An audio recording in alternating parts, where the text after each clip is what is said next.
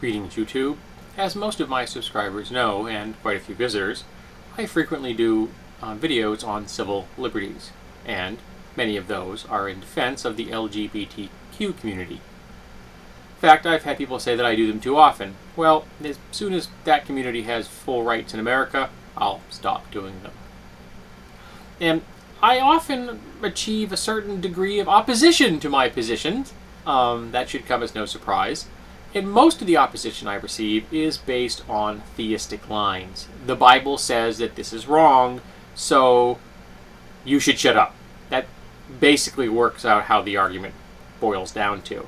Occasionally I'll get people, like when it talks about marital equality, who will say that marriage should be abolished for everyone, and they hold no animosity towards the LGBTQ community, which I guess is nice of them, that they're not prejudiced against fellow Americans, but so long as the institution exists for straight people, it should be equally accessible to the gay community as well. But yesterday, or just this week, this has actually been spanning a number of days, I have received a brand new variety of bigotry. And this one is based on the Constitution.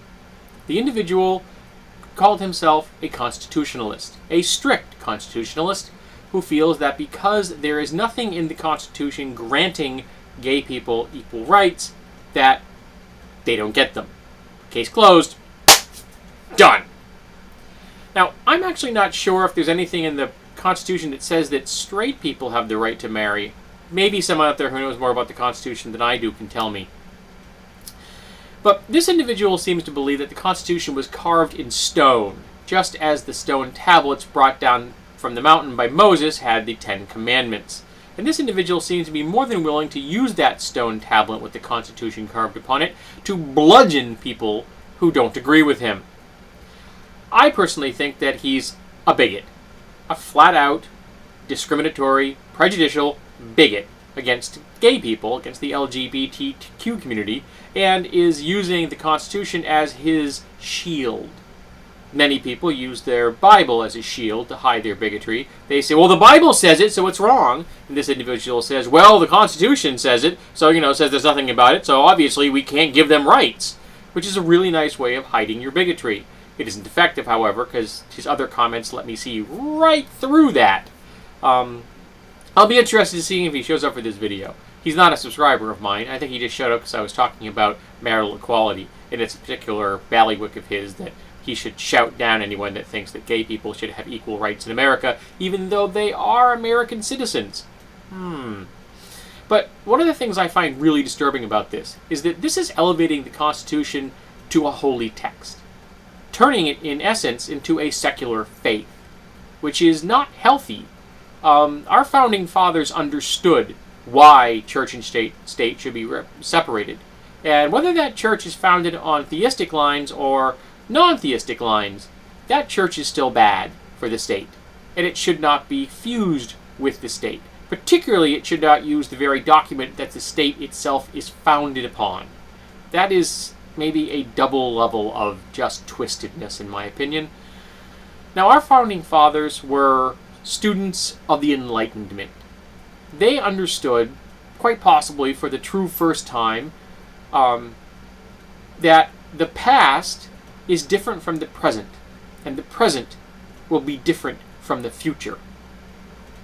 That growth happens, that things change over time. Organizations become more complex, scientific accomplishments are piled atop another, mostly because the current people have the opportunity of standing on the shoulders of the giants that came before them. In fact, remember, our founding fathers were going into a brand new direction, doing something that had never been done before with the United States of America.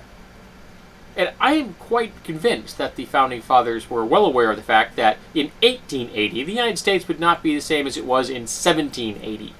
That our nation would evolve, and that the document it was founded upon must evolve with it. That the Constitution was not then, and is not now, carved in stone. And those that tell you it is are hiding something. They're trying to hearken back to an age when, say, white people, white males, were in charge. Though I can't quite grasp why most Americans who even believe in that kind of thing would endorse it. Because at the time of the Constitution being put into power, about 90% of the people on the North American continent couldn't vote. The only people that could vote were white, male landowners. And if you weren't one of those, you didn't get to vote. Didn't matter if you were white or male. If you weren't a landowner, sorry, no vote for you.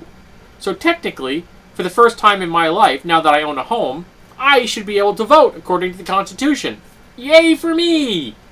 But you see, we've changed the Constitution, granting the power of voting to all the people in America at the moment. And, you know, people who tell me that they are strict constitutionalists, are they white, male landowners? All of them? None of them are renters? None of them say aren't completely white? Some of them say aren't completely male? I'm just curious. Because it seems a little bit strange to me. In fact, I would probably put that into the category of cognitive dissonance. That a person that is defending the strict constitutionalist position themselves would be excluded from the voting process if the Constitution were strictly applied. So, tell me, folks, are you strict constitutionalists, or do you see the Constitution as a living, breathing document, as I do?